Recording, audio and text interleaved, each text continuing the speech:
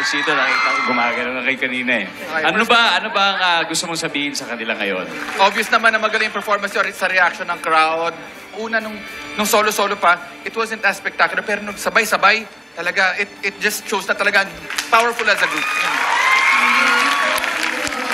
Coach Julie. Ako, ang masasabi ko lang sa inyo, salute. Saludo ako sa ipinakita ninyong performance. At saka nakakatuwa kayong panoorin kasi naramdaman ko yung fierceness ninyo. Coach Tel, ano naman ang gusto mong iparating sa G-Code? Yung performance nyo, kitang-kita ko yung passion, dedication, and yung eagerness nyo. Hindi lang sa competition na to, kundi pati ipakita kung sino kayo as an artist. Coach Billy! Yeah, Coach! Ano ba ang mensahe mo sa G-Code? Tama yung sinabi ni Jules, kaya ako proud sa inyo. Because you stand for something. You are powerful women. Individually and as a group.